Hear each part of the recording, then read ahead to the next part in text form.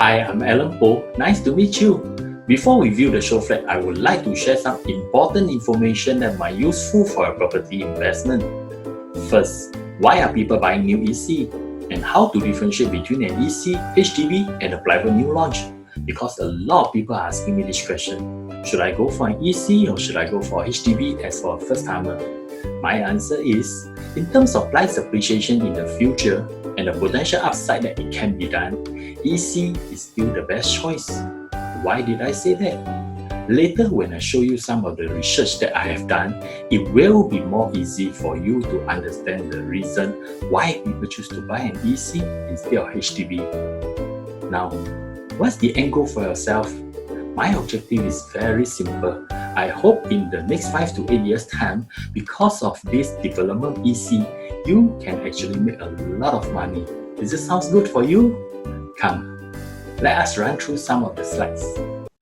An EC is not an investment just for anyone. Only the privileged can own one. There is no balloting for ECs and spend next to nothing on renovation costs.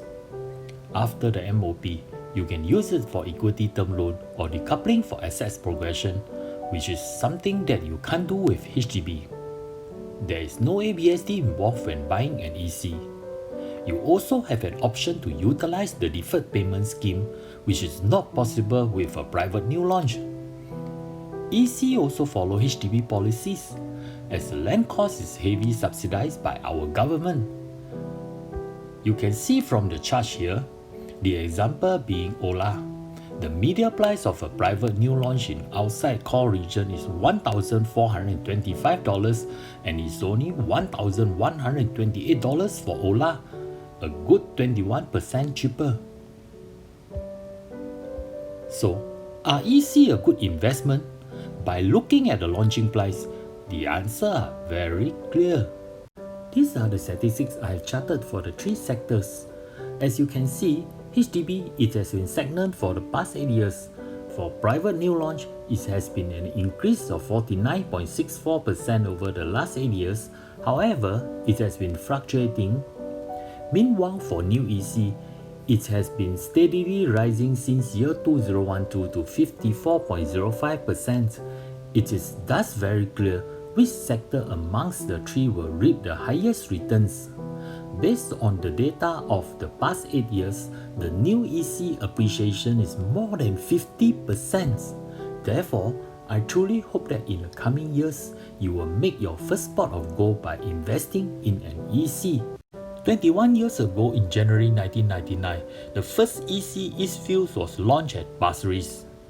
Over the years, from 1999 to 2006, the price has been stable with a slight increase of 3.58% due to SARS. From 2006 to 2010, when the property market was hot, the price rose rapidly by 78.52%. From 2010 to 2015, several cooling measures were implemented, and this affected the rise but still managed to increase by 10.37%. Finally, from 2015 to this date, despite the COVID-19 outbreak this year, our politics and economy remains, and there is a 39.6% rise. So judging by the current stock market and property trends, how high do you think this fifth wave uptrend will go? 人生有多少个5年？有多少个21年啊？ If you are consider buying an EC, the next question is which location is the best choice? I have therefore generated a report for 3 different locations. Looking at Soul Acre located at Choa Chu Kang, we see that there is a 120,000 profit was made within 2 years between 2016 and 2018. For North Wave at Woodlands View, the profit made was $174,850 between 2017 and 2019.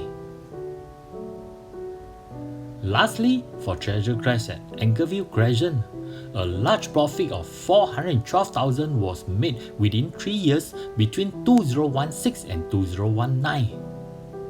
So, do you think Anchorview Crescent is a good location for an investment? Let's see. There are 3 ECs close to Ola at Angerville Crescents, one being Bellwaters with 26.41%, the other being The Views with an overall 17.16% increase. Last but not least, we have Treasure Crest with a price surge of 47.16%. They are all normal ECs. So for luxury blended EC like Ola, is it the right property to invest? How much will the price increase when selling in the future? The development of SengKang not merely due to James Lim highlights introduction of Angerville in YouTube.